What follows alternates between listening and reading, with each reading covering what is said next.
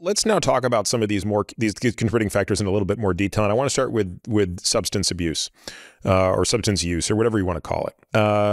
We've talked about alcohol, of course. Give people a sense of what does it take to reach 0.08? Because I suspect it's a lot easier to get to 0.08 than people realize. Yeah, in fact, most people in the safety arena with alcohol like to say that impairment starts with the first drink. Mm-hmm. And I think that's a great, like, as soon as you pull up alcohol, it's going to start changing your reaction time, thinking, everything's going to start changing. By the way, I've got a great model to demonstrate this. So I drive a racing simulator, and I've done this game, right, where I will have a glass of wine and get in the simulator. And to be completely clear, with a glass of wine, I do not perceive anything in my own level of awareness. I don't feel a buzz. There's nothing like that. However, in the simulator, there's a noticeable difference. Even at a glass of wine, where I'm sure I am below 0.08 because I weigh a lot, and I don't feel buzzed in any way, shape, or form, I don't drive as well. I miss the apex more. I'm more likely to spin. It's a subtle difference, but it's absolutely noticeable in that environment, which is much, much more demanding than just driving home from the restaurant.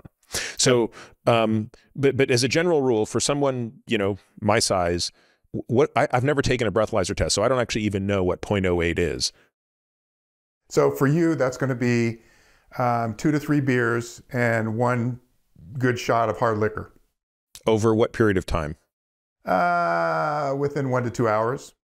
Okay. But you're bringing up a great point, which is why I always hesitate to give too much information about that, because you can go online with some pretty good BAC estimators, because your age, your weight, you know, your health, presumably.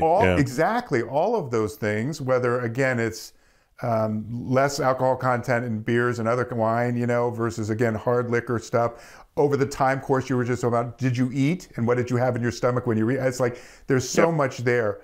I think actually even more important is what you were telling in your story, which is there's very often a disconnect between the subjective experience and the objective one, which is that very often people think they're doing a lot better. We see this parallel in alcohol and sleep loss. I'm doing great, I'm really fine. When if you look at the objective performance measures, they're just doing horribly, right? Or they're off, but don't realize how off they are. So that disconnect's really important. That's why you say, I'm good to go, whether it's not having enough sleep or, you know, I had a couple glasses of wine, but I'm okay. Had enough to eat and I'm good to go. That disconnect, I think, is actually bigger risk than sometimes the exact amount of alcohol you have in your system. Yeah, and I would argue that the sleep one is just the same. If I don't have a great night's sleep, it shows. And again, I think that's what's kind of cool about a simulator is you're simulating driving around at 200 miles an hour, and at that speed, things are happening 3 times faster than when you're in a car on the road, even on a freeway. And of course, you're turning constantly, right? So the stakes are so much higher, and the forces and inputs are so much more subtle, right? Any wrong input will lead to a significant change in output. And it is remarkable how you can feel fine for the mundane task, but not for the drive. Add that to your course you're creating, right? So besides the muscle memory and whatever, it's like you'd love to challenge, especially those adolescents, with even, you know, whatever's appropriate there. Sleep loss would be better than alcohol, obviously. Yeah. But, you know, think about that as a challenge just for them to say, I feel fine, give me the rating on the 1 to 10 scale, and then show the objective measurements in driving, like you say, even the mundane ones. Yeah. Let's talk about other substances, and I think the most relevant is cannabis, right? So what do the data say about cannabis use and driving? It's not good in that what's happened is in alcohol, there's a really good established protocol with, you know, here's what impairment means at 0.08. And by the way, we can use a breathalyzer, we can use blood. There are drug recognition experts, DREs, that can use behavioral measures on scene. We have a lot of them, and we know they hold up in court. You know, I mean, it's just a really good, with cannabis, there is still ongoing debate of what defines impairment.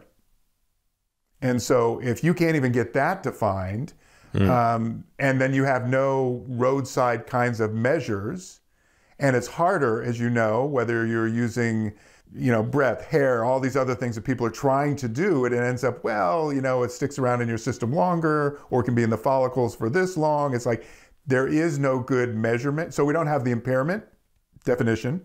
We don't have good measures to get us there to sort of figure out how we do that. And the other thing, which is really dangerous, is, the poly usage. It's rarely one of these on their own. So we can, with cannabis, you see alcohol or other kinds of things that people are using at the same time. So that makes it even more difficult to figure out, especially in the roadside kind of environment, of what people are actually using. And so I know, this is now, I was administrator 8 years ago. Come on, I can do the math, 6, 7 years now ago. And all this research was still going on to try and define what I was just describing. That as all these states now start making it more legal, it's going to put it out there on there. I always tell people, when you're voting for that in your state, don't think about your, the sport of drinking cannabis, but instead think about what that's going to mean if somebody next to you on the roadway, has been smoking and in some way, is like the level of impairment of alcohol. People just don't think of that part. And unfortunately, while the alcohol is pretty well defined, the cannabis part is very poorly defined. And in that time, we still don't have it figured out yet. Well, let's think about is there a manner in which we can at least extrapolate from the standpoint of understanding, right? So alcohol is a CNS depressant.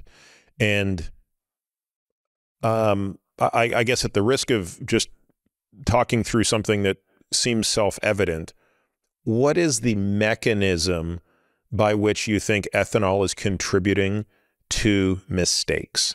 And we're talking now about the subset of mistakes that lead to bad enough crashes and potential fatalities. Like, is it that people end up driving too quickly when they're drunk? Is it that their reaction times are so slowed when they're drunk? Like what is, and not even drunk, let's not even use that word, right? When they are under the influence of alcohol, what are this suite of mistakes that they're making that are leading to these catastrophic errors?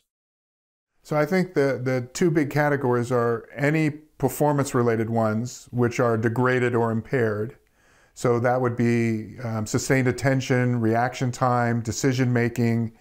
And the other is the one we talked about, and that is the subjective perception part being disconnected, where they have no sort of, their decision-making like it's really okay.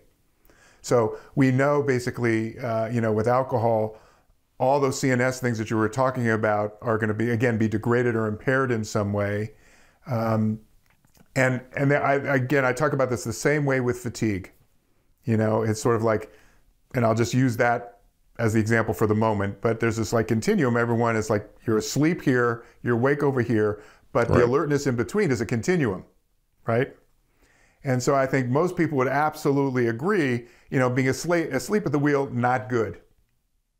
But that continuum beforehand, we know that with sleep loss, circadian disruption, alcohol, that basically your performance will degrade way before you actually, say, fall asleep or drunk enough to go unconscious. Yeah. And so it's that, and that's why I call that degraded as opposed to the impairment where literally you can't perform at all.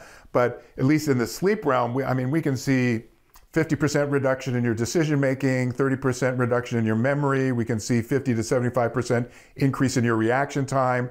These very specific things, when you're in the driving mode, trying to deal with the situation, are going to affect you and your ability. And that's why I always tell people, it's like way before you have that fall asleep or that drunk, like go unconscious, you've got these performance degradations that put you at risk. But in that sense, to me, sleep and cannabis seem very similar in that they're sedating and there's, clearly a spectrum from completely, debilitated to, loosely less functional.